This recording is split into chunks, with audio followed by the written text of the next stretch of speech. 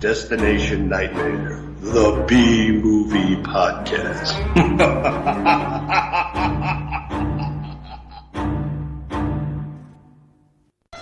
The most hideous scheme in the history of mankind brings to the screen a diabolic international intrigue where violent men quickly eliminate those who stand in their way. God, this should give you the willies. What? Theft of body admitted by North Dade Hospital. Oh, her glasses are falling off. Never mind. I'll take it. Thank you. I appreciate your help, Hans. We have so little time. I didn't mind.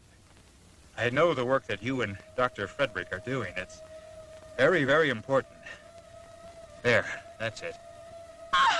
Flesh Feast, where the dead serve the living, where innocent people die at the hands of evil men who'll do anything for power and money. Veronica Lake is back, with hatred in her smile and vengeance in her heart. Acting like a raving maniac, frightening the girls. Now you want to disturb my laboratory? Well, my answer is no, and that is final. I never said the process was pretty. It's a special breed of California. They feed on human flesh. There. See the little hooks around his mouth? They clamp under the flesh while they are feeding. What's the matter? Don't you like my little maggots? For those who love horror, for those who have the guts, Flesh Feast will make your flesh creep. Don't miss it. This movie's kind of a relic of a of a lost time, you know. And I mean, basically, this movie, the thing that I just kind of I forgot about was, I thought there was more exteriors, but this movie's pretty much shot in that house there, you know. It looks like it's on the beach. Yeah, and I'm sure the laboratory, I mean, could have been just, just. Who knows? It might have been the laundry room and they put a table on it, you know. I mean, the guy who shot this, Brad Grinter, man, he did some serious crap. He did that Blood Freak, the one where the guy smokes a joint and turns into a turkey monster. Oh, yeah. Same director.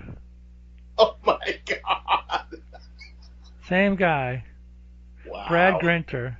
He did a few other ones, but the worst thing he ever did, and I had the unfortunate experience of watching a clip from it. They put out Blood Freak. Yeah. I forgot what the second movie was, on Something Weird was a company who's still around that used to do like bootlegs, but then they got a company called Image to distribute their movies and do nice copies of them and put them on double features. This was in the early 2000s, late 90s, and I used to buy these. I still have them somewhere, a lot of double features, and then they would put a bunch of trailers in the middle. It was a great thing. But there was one for, I think it was the Blood Freak one. Yeah, it was a Blood Freak.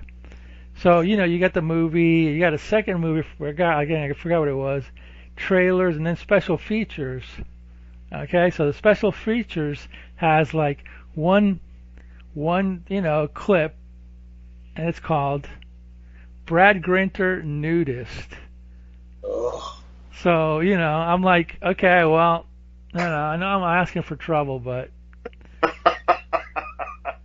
yeah, actually, I went there and it was horrid, man. It was horrid. It was horrible. Words cannot describe the horror. It was more horror than anything in this movie, that's for sure. So anyway, so yeah, a lot of those movies were made in Florida too back then, the nudist movies or whatever, and they're pretty, whatever. Anyway, so Brad Grinter did a few movies, and then he dragged Veronica Lake out of retirement, you know. This is her last movie. Yeah, last movie. Sadly. When I first, I'm like, it can't be the same Veronica Lake, but then she came on, I'm like, yes, it can be. She was retired for 20 years and she came back for this. Brad must have done a great selling job on her. I don't know, because whatever. Maybe she needed cigarette and beer money or something. She was only in her 50s and she looked older than 50s, you know what I mean? But, you know, she was probably, like you said, a lot of drinking and a lot of smoking. And actually on YouTube, after this movie, ended, they played a clip of her on the Dick Cavett show from 1970, which was kind of interesting to watch, you know.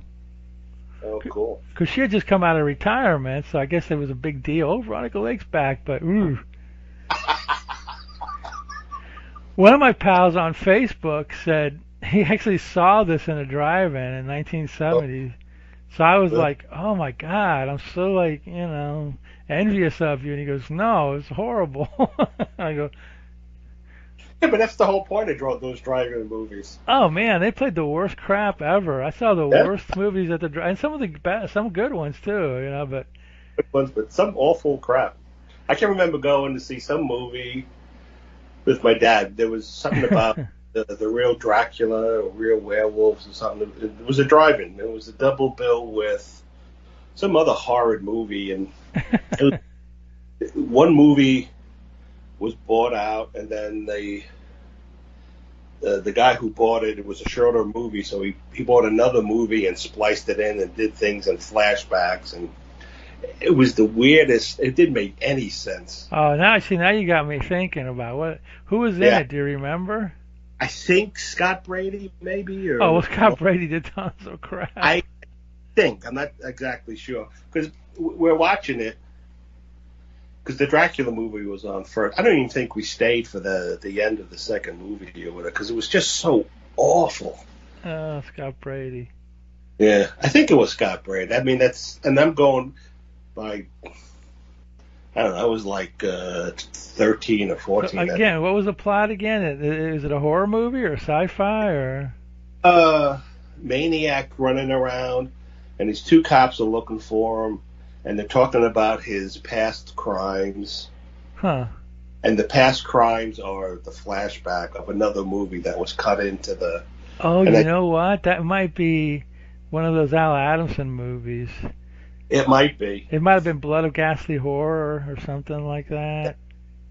It was one scene where a police guy got mailed a severed head in a box. It's Blood of Ghastly Horror. Oh my God! Now we got to watch this. Okay. Now we're gonna have to watch. You got to watch this. Oh, that's horrible. Yeah, you're right. You nailed it. When you said it's a movie, and then they saw an older movie in there, I go, that sounds like an Al Adamson, Sam Sherman POS, and it is. It's Blood of Tommy Kirk is in it too. Yeah. He's the guy who gets mailed the severed head. I think so, something like that. And what was funny about it was, it's mailed in a box, and the box says to whatever his name was, and it was at the police department, the homicide department. They couldn't even spell homicide right. It's fantastic.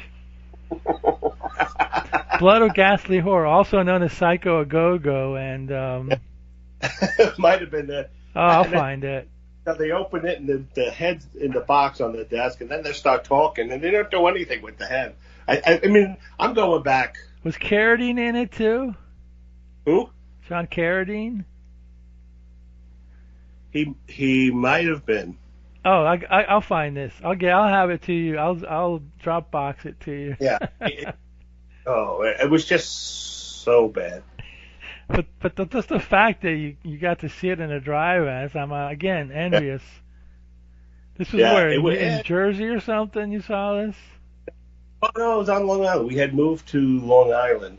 There were a few drive-ins around then. It was like 74, 75 when we saw it.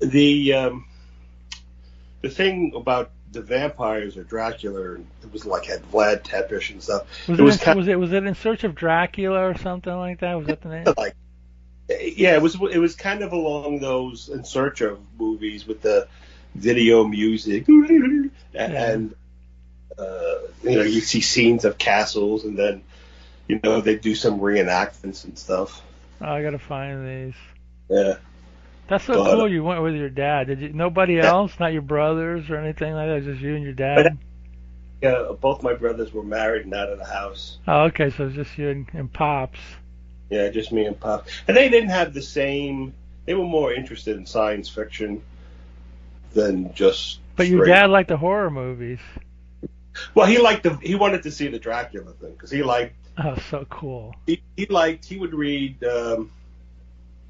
He'd go to library and find all these cool books, like Satanism in America. And, Oh God. He brought home one book. It was about Ed Gein. Oh no. He'd read that, and then he'd be reading like biographies about like politicians and movie stars, and so he had this really broad range of interests in books. And he would read different books in different rooms. So the book in the kitchen was, I don't know, about Satanism, and the book in the living room was about the guy who built parks in New York City, and the book in the bedroom was about the history of medieval winemaking or whatever. So you'd be sitting there looking at things like Ed Gein, like, ooh, and I'd always go to the picture section because there was always like in the center of the book, you had the black and white photo section, and you're looking and like, just all this stuff. So he liked all, and he would always bring home books like a Bigfoot, Loch Ness Monster. Oh God.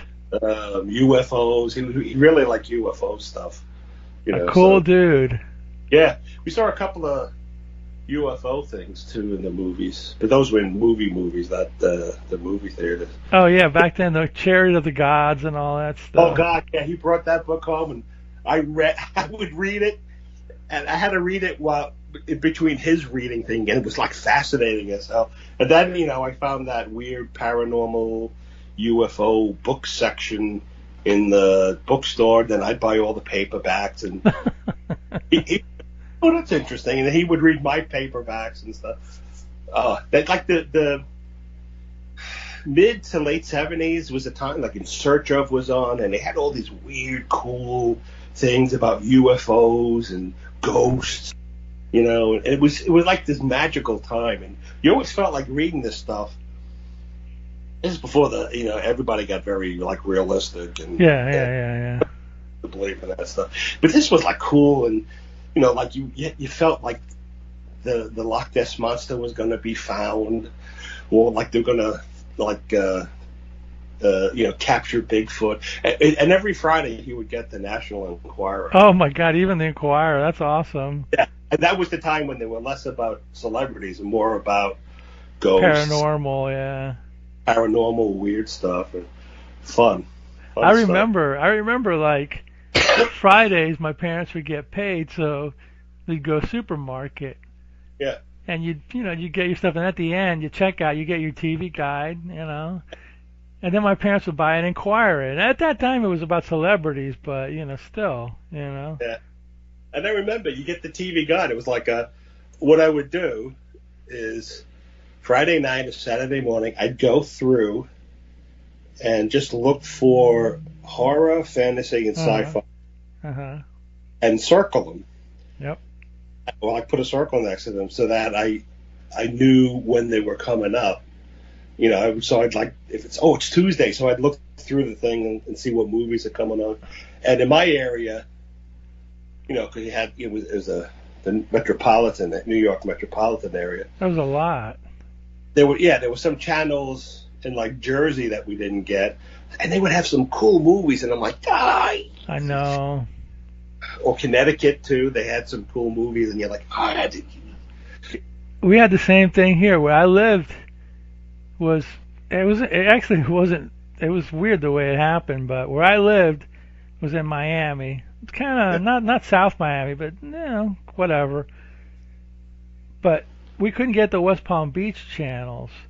Yeah. Well, we couldn't get them well. Some people could, but for some reason I couldn't. The antenna wasn't strong enough, or there was trees. Anyway, we had our creature features and Nightmare Theaters and MT Graves and all that. But on West Palm, they had their creature feature, and they would show a way different things than we were doing. It was the same thing. So you'd see it, go, damn it, they're showing Shriek of the Mutilated. I've never seen that before, And I'd be trying to get my antenna and stuff, and no good. But again, some people that lived a little bit further north of me, and it wasn't that, like my friend had this antenna at his house, and his dad, it was a funky antenna where you could actually control the movement of it from inside the house. Yeah. Like what, the motorized ones? Yeah. So he could get it sometimes, but he wasn't he wasn't as crazy as I was about these movies, and I wasn't staying at his house, so, I couldn't get, one time, maybe one or two times I got a picture that was good, but usually it couldn't, and then they would show completely different movies from the ones in Miami, so, I would talk to people, oh, did you watch it? Oh, yeah, I saw it on Creature Feature, Channel 12, and I'm like, damn it. Yeah. And then here's the real killer. When cable came in, West Palm, northern Fort Lauderdale areas would get the Miami channels, but they would also get the West Palm channels.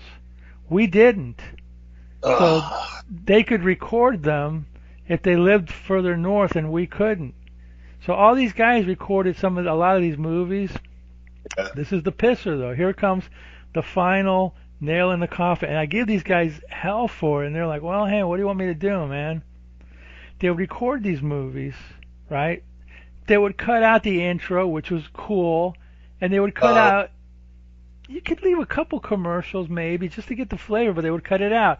So all they had was like a 6-hour tape with 3 movies on it, but no intros. And the intros are what's cool about them, because it's like, oh, wow, look at that, Creature Feature, and all it was 2 minutes. Why the F didn't you leave it in? But nobody did. I'm the only goofball that would record the movie and not dub it. Just leave it as it was. Okay, I got the intro, but there wasn't any horror shows down in Miami at the time. It was just the late night Big Wilson movie or whatever, and I would record them, and they have all the, but my friends would go to all the trouble of hooking up two VCRs and sitting there and doing this. Well, why go through all the trouble, man? Here's why: because it's space on the tape. They want to get as many movies on the tape. Back then, tapes it wasn't cheap for a blank tape. Yeah. So they had to record it on the slowest speed, which gave you the crappiest quality. Yeah. I did it too, but by the 90s, early 90s, there was already stores that they were selling them cheap at that point. Because they were getting manufactured by way more. So I remember going to a store called Farmore, and by like 90s, say, they would sell you a 5-pack for $10. So shoot, you don't have to go 6-hour speed anymore. But they would go through all the trouble of taking commercials out. Okay, fine, take the commercials out, leave the intro, please. But no, so that's But yeah, the same thing happened. With us, we couldn't get the West Palm channels, so all that stuff. There's still a bunch of movies that people that I talked to saw that never came down to where we live for some reason or another. And it was only an hour and a half away. Yeah, it's the weirdest thing. When we moved to Long Island, the cable channel there, Friday nights and Saturday afternoons, they would, on Channel 6, which was their public access channel, whatever, they would switch to a Philly station. You'd watch these great movies, Channel 29, I think it was, and it was different packages than what was available in New York. You'd watch these great movies, but they'd always cut off like the last half hour. So I never got. I saw the beginnings of a lot of great movies. But they changed the channel. They changed the channel. We'd go to like sports or news or whatever, and you're like, oh. Yeah, my friend was telling me that we lived in Altoona, but it worked in his favor. They get a local channel, but the channel would end at like midnight, and then it would cut to a Pittsburgh channel, and then they get to see the Chiller Theater show, because that was from Pittsburgh at when the channel ended at 12 or whatever. So it was in their favor, but I don't remember any channels dropping out here. They would just go to a test pattern for a couple of hours, and then come back at 6 in the morning or something. I remember a time, you probably do too, maybe not because you were up in New York here. I remember a time maybe like in the 70s, early 70s maybe, before they started doing all the UHF. When UHF came on, no. But when UHF wasn't that big, the local channels would end like at 2 in the morning. Yeah, sometimes earlier. Sometimes after the 11 o'clock news. Then you'd have like short movie, and at like 1 they. I still have it, one tape, Oh, and I recorded. I have one tape, and it was I recorded a Spanish sort of horror movie on the local Spanish channel 23 or whatever it was. And when the movie ends in Spanish, it goes like, and obviously it's in Spanish. Okay, well, our channel is 20,000 watts and blah blah blah. It's in whatever in Miami and blah blah blah blah. And now here's our national anthem, and they'd show you the planes flying and the music, and then after that, man, it went beep. Yeah. They actually Channel 20 did that. was cool because at the end, instead of playing the national anthem, they had a picture of a road going off towards the sunset with like a fence, like farm-like fence behind it, and they would play the Beatles song. Was it "Now It's Time to Say Goodnight"? Oh, Good Night. And that, Good Night. Good Night, yeah, from the White Album, the last song. Yeah, sung by Ringo. That's how they would close their broadcast day. That's pretty cool.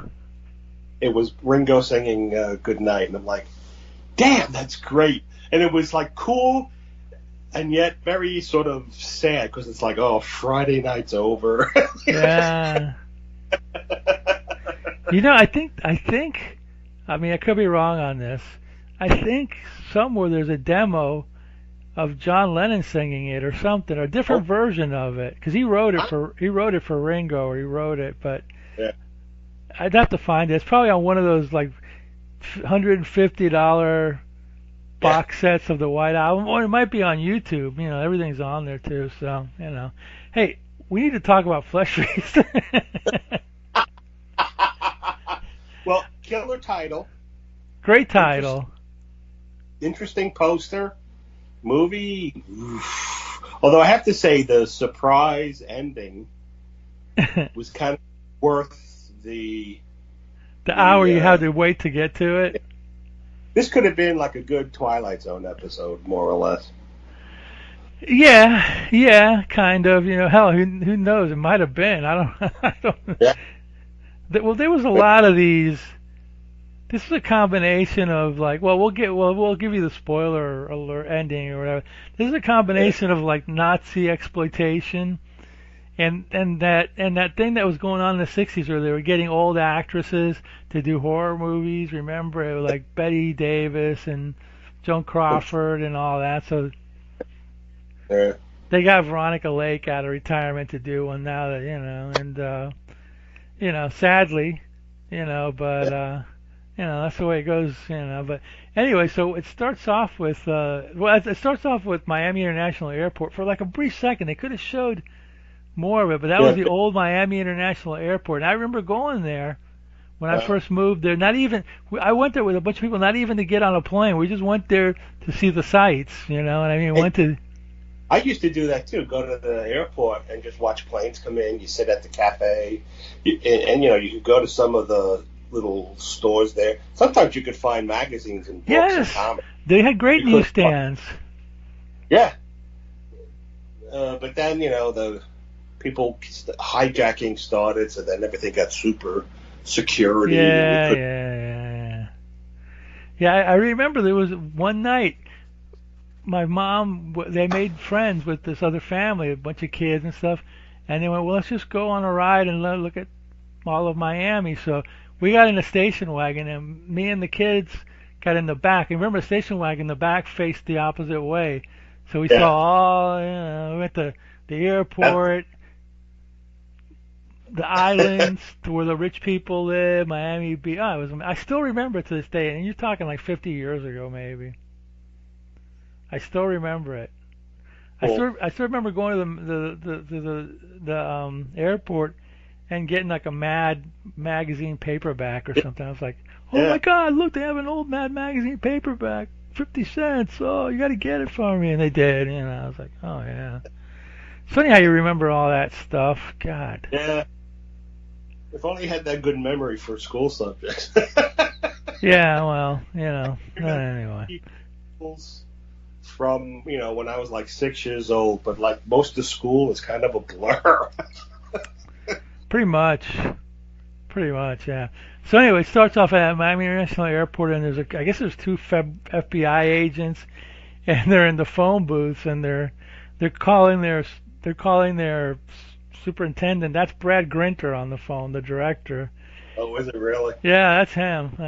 All right. And well, he's in Blood Freak too. He's got that. He narrates Blood Freak, and he's like smoking and coughing throughout. I don't know, whatever. Anyway, so they're telling them that some what was the guy's name? I just forgot the guy's name. He's coming to Florida, and they're watching him because of he's an arms dealer or something like that. Yeah, he's an arms dealer, and he's involved in some organization. They keep referring to an organization or a revolution. Yeah, because there's Cubans then coming in later, or fake Cubans. One of them's a fake Cuban. Yeah, at first they mentioned in South America, and like you said, they had the Cuban guy or the Spanish guy come in. So I'm thinking communist maybe. Yeah, revolutions. I mean. So there's a guy following the arms dealer, and he goes, and apparently the guy's a newspaperman. He calls his office and he talks to his editor and says, I followed the arms dealer, and I want to follow where he is. And they're like, all right, well, be careful. And in the meantime, this other guy goes in the bathroom, dresses up as a maintenance guy, and he's mopping the floor, and the other guy's in the phone booth, and he's got a big knife in his hand. So as he's mopping and he's pushing the mop back and forth, he moves the knife out and stabs the guy in the phone booth and kills him. Then he closes the door and then disappears. And then the guy in the newsroom's talking to his secretary or assistant or whatever, or maybe another reporter, and turns out there's a woman. Veronica Lake. Yeah, there's a woman. Yeah, she's some kind of doctor, and then there's an undercover agent going. I don't know if it was a newspaper or. I thought those guys in the phone booths were agents. I thought they were newspaper, but maybe. Well, they were kind of. They had those suits and stuff, so they didn't look like But then again, I don't know. That makes better sense. That they were like FBI and they were tailing them. Better agents and stuff. So then you see the guy, the arms dealer, gets picked up by Veronica Lake, and they smooch and drive off, and they go to the house, and they're talking about an experiment, and at first it's like something about like an aging to reverse aging or whatever. And there's some I think the scene where with Brad Grinter, that's right, they were newspaper people, I think, and the agents were talking to him, and I think some girl that the newspaper girl knows went to work for her or whatever. She's going to be a nurse or something. Oh, something like that. She's a nurse. Yeah. Or something, and she also works in a hospital. Yeah. The Veronica Lake and the arms dealer are talking and kind of cryptically, and then she goes, takes him down to the lab and shows him like buckets of maggots and whatever, and beetles or whatever, and doing and eating people. And then there's an operating table, and she's like, "Oh, that's my special room, and you can't go in there because the colored lights are act like a temperature gauge for the bugs." So I'm like, all right, whatever. So then the So then I think that's when the Cuban guy and his pals pop in, right, or whatever. Well, there's a scene where the nurse comes in and she brings her like a finger or something for the maggots to eat, and apparently, what do you call it? Breeding special maggots that only eat human flesh. Yeah, right. She goes in all about how they like go under the skin and eat some cells Yeah. or something. I don't know. Yeah. So and so she meets the newspaper guy, and he's like, "Oh, you gotta, do what you need to do." And she's like, "Well," she says she needs something bigger, or more bodies. And so the what you think is the newspaper guy, he actually turns out to be an FBI agent. He arranges for the nurse to Get her a steal body. a dead body, and they're they're out in the wheelchair. And, they bring the body in, they start cutting it up and putting parts of it into the maggot trays. Yeah. And then the three. They just pop in, the three revolutionary guys or whatever. There's like all three nurses, or two or three nurses. Two nurses, I think. They work up. They live in the house, the same house that the lady owns. Veronica Lake, yeah. So these guys burst in and they demand to see the lab, and the head guy, I forget what they call him, the leader. Yeah, the Cuban guy. The Cuban guy, but the Cuban guy says, "Well, the leader's here. He's only like a couple of hours away." The commander, yeah, they call him the commander. Yeah. And she's like, "Well, you can't rush the experiment," and so the Cuban guy tries to push his weight around, and so then they bring in another guy. Remember, they bring in he was the actor Bill Rogers, who did a lot of voiceover work, and they bring him in for an experiment to see how it works. Because at first he comes in, and he's not the commander. Yes, he's not. Yeah. That's right. They bring in that other guy to do some experiment. Because he looks really old and pale at the beginning, and then they do the maggot thing with him, and then they make him young or whatever. So in the meantime, one of the Cuban henchmen falls in love with the nurse. Yeah, that's an actor called Chris Martell, who's did a lot of these people in this movie were local Miami guys, like. Oh, okay. Brad Grinter, Martell, Bill Rogers, some of the behind-the-scenes people like Bill Kerwin and Doug Hobart. They all were Miami, low-budget guys or whatever. So they're known names in the Z movie industry of Miami, anyway. So he and the nurse have a mutual attraction, and they start getting friendly. Romantic, and he's like, when she's like, "Why are you doing this?" And I'm getting paid a lot of money, and I have to do some tough stuff. But when this is all finished, how about you and me go travel around the world for 6 months?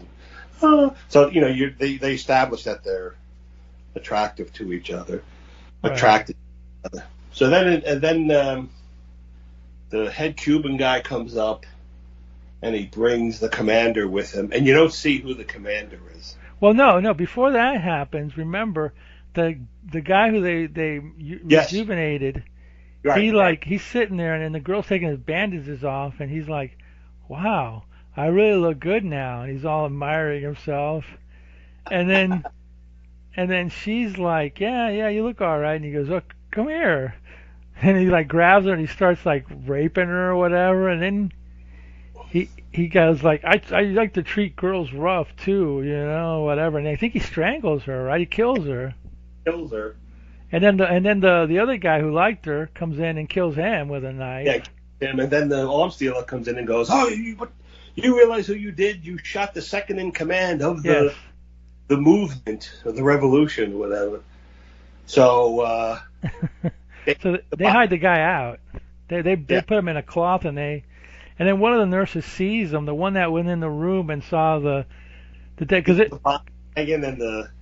Yeah, because they remember they stole a woman's body from the hospital, the one nurse, and that's the one they sawed her leg off or whatever. And then that's the one they had hanging in the lab when the woman walked in and went nuts screaming or whatever. And in order to stop her screaming, the guy punched her in the face. Knocks her out. Oh, yeah. So anyway, they kill the second in command. They throw him in the bushes or something, you know. Yeah, get rid of him. And then, the head Cuban guy comes and says, "Oh, the commander's like half hour away." And says, "Well, you can't rush that." And they're all nervous because, well, this new batch of maggots are dying faster than we thought. And,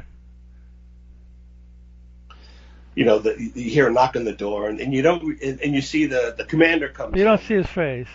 You don't see his face. So she said, "Well, I'll get you all ready." So then, they're down in the cellar, and she's strapping him in. And he's like, "Why? Oh, these are so tight. What are you doing to my hands?" What? He says, "Well, you can't have a young, handsome face with old hands."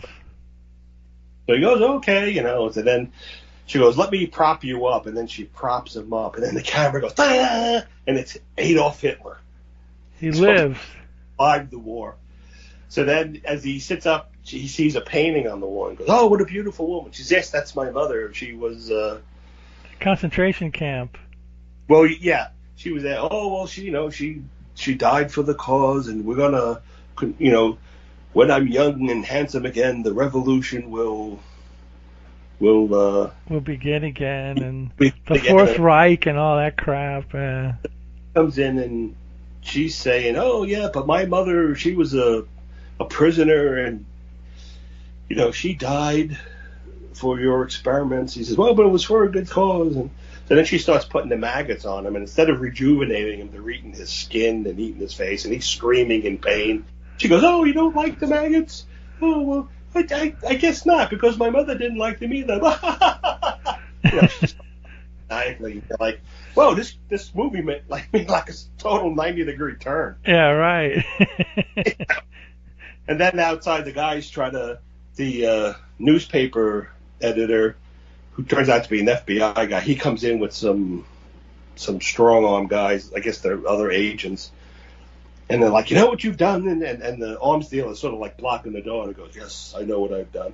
And it turns out her and the arms dealer were planning this all along. And even though he was a crooked arms dealer, apparently, he was in love with Veronica Lake, and they planned since they knew Hitler was alive, they had planned this all along to, have his face eaten up. And then kill him, basically, and then finally get him and kill him or whatever. So it ends up with her going like, something like, "Heil Hitler," she starts laughing or whatever. That's right. And she goes, she's like, "Heil Hitler." And she goes, "This is for democracy," or some crap. Well, the maggots are eating his face up or whatever, and then it's like, the end. I was sitting in the living room, right, and my mom walks in, and she sees that. She's like, "What the hell are you watching?" That always happens. It's always when the woman drops her clothes or clothes, when your mom walks in and goes, "What are you watching?" "Why are you always watching such crap?" I go, "Because I'm going to talk about it later." She was like, "Okay, whatever. What's for lunch?" And then I go, "Well, I have these little maggots that I've been growing," and no. What a movie! What a movie! Yeah. I thought this had played on TV, but according to my friend, I don't think it ever did. But I don't know. It has that look of a late night TV movie, Yeah, you see it playing on late night TV with cutting a couple of. Yeah, maybe.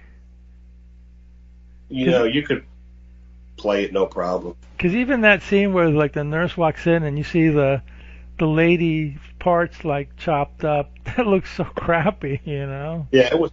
Oh, she was all blue with orange hair, and I'm like, what?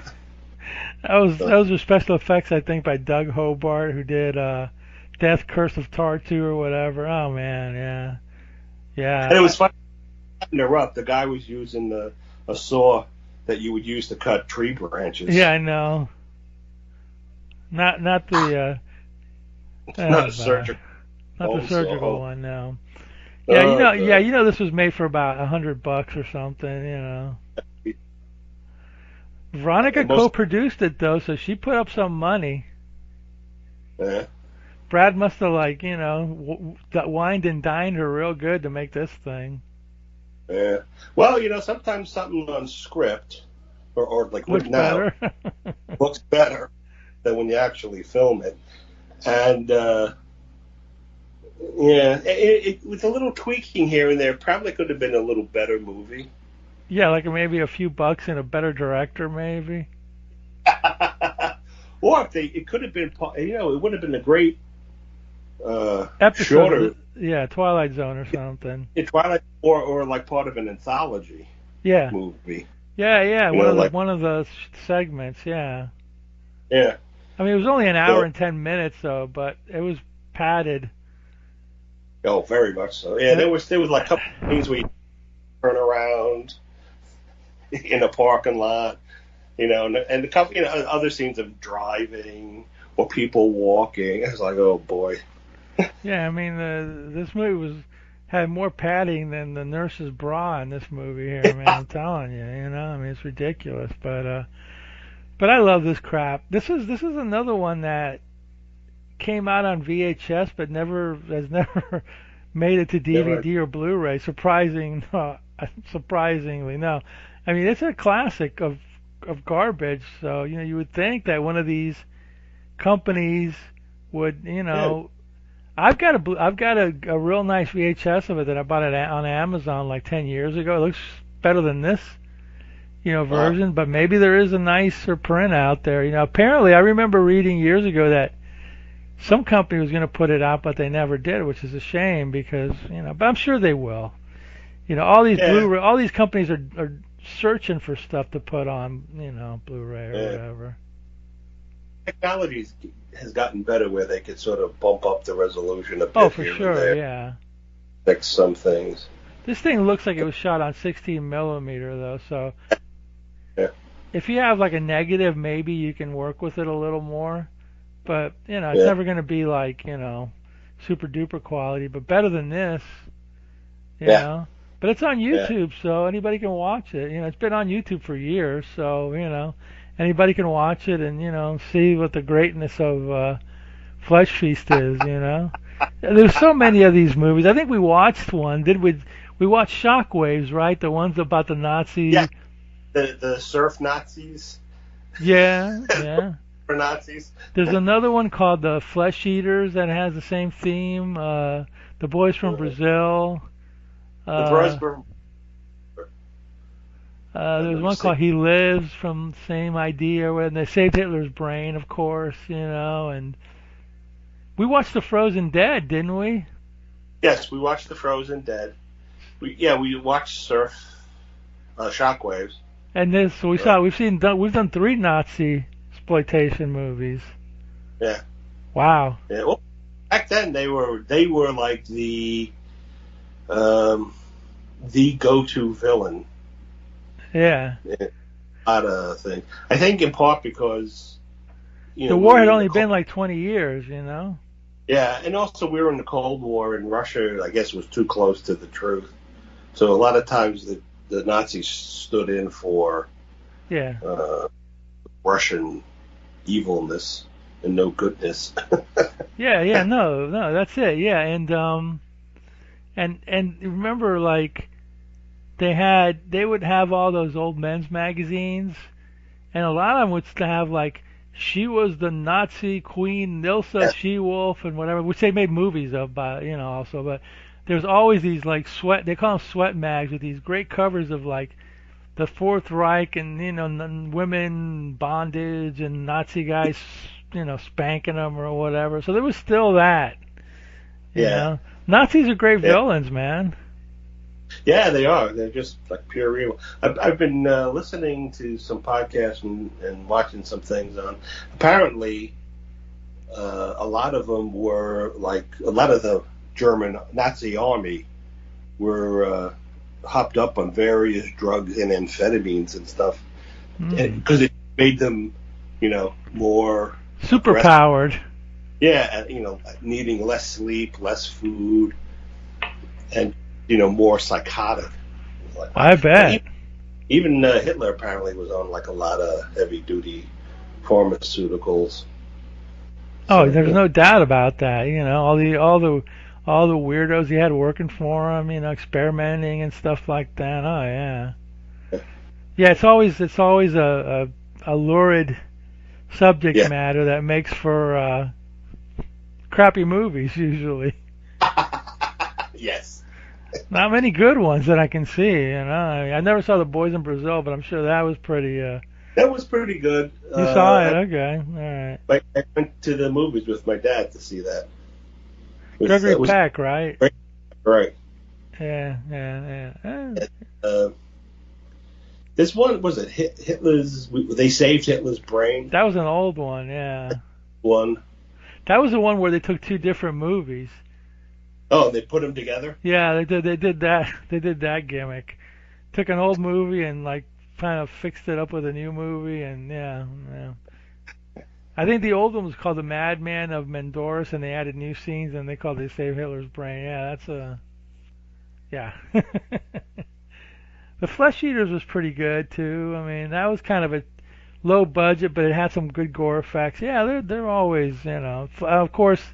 The Frozen Dead creeps me out, so they're always good for, and Shockwaves too, But anyway, yeah. But this is probably one of the cheapest and the cruddiest one of them all. So yes, it deserves our review. But now I got to find blood. I want to see if I can rip. I have it on DVD. I want to see if I can rip a copy of it and put it on the Dropbox. Okay, that sounds. We're gonna cool. we'll do that one that's on the Dropbox next, right? The Zeta 1 or Zeta something. 1, yeah, we'll do that one next because that one's got like a lot of TNA. Yeah, notice I was just searching through movies and I came upon Space Babes from Outer Space. Oh yeah, those things. Yeah, those Fred Olin Ray's things or whatever. Credits they had boobs. I'm like, oh okay, maybe this is a. Yeah, maybe this will be it'll be in the future for. Yeah, Zeta 1. I remember renting it because of course they made a different title for it. It's called Alien Women, and I'm like, okay, and I'm like, holy moly, and it's got some of the women in it are from Hammer movies, so but this one's a little sleazier than those Hammer movies, so you'll enjoy it. Not much of a the story's all right, but. Yeah. Anyway, yeah. So, yeah, Flesh Feast, man. I mean, watch it at your own risk. Don't expect. It's 70 minutes of your life you're going to be putting up for. Do you want to spend 70 minutes of your life watching this? Why not? If you had a hard day, a hard week, and it's Friday night, and you get pizza and beer, and you just look. Something on the screen where you don't have to think. This is a good movie. Sure. There's so much stuff to watch now. It's ridiculous. You know what I mean? It's like every streaming channel, like you said, Tubi, Amazon, all these people. There's so much stuff. They're just digging through for stuff, searching, creating. It's like there are some streaming channels you never heard of, like Popcorn Flicks or stuff for free. They all repeat the same movies, though, it seems like. You can find one or two different movies. I never remember seeing that before. Lots of commercials, but whatever, and the same commercials over and over again. But yeah, whatever, Cool. It's free with your internet or whatever. So I'd take advantage of it. Tubi's pretty good. They've got some real good crap on there.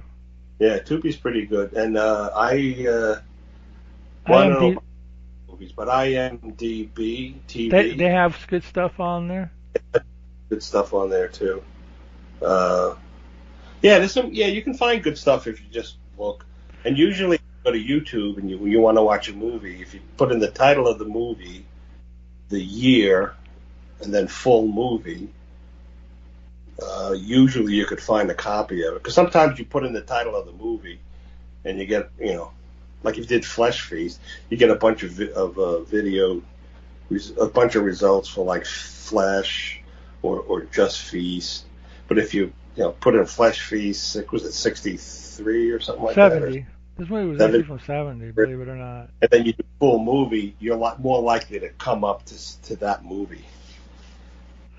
Yeah, you should put more description in it, or at least, or the main actor maybe.